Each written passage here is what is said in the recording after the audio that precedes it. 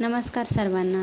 रात्री थोडा वेळ पाऊस पडला आमच्याकडं आणि थंडगार वातावरण झालं, तर इथं दिवाबत्ती केली. आणि तर रात्री बनवले होते आम्ही शेंगोळे, म्हणजे आम्ही ह्याला शेंगोळे किंवा फळं म्हणतो.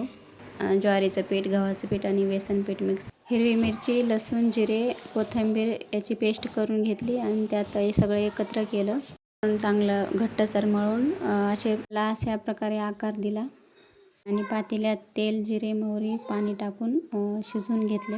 श्रीचा आनंद बघा. त्याचे पप्पा गावाकडे गेले होते, सकाळी आले आणि त्यांना माहिती नाही, दोघांना व्हिडिओ काढत होते. श्रीला बनवून दिला सकाळी चिकूचा ज्यूस. चिकू, साखर, दूध आणि मिक्सरमधून काढलं.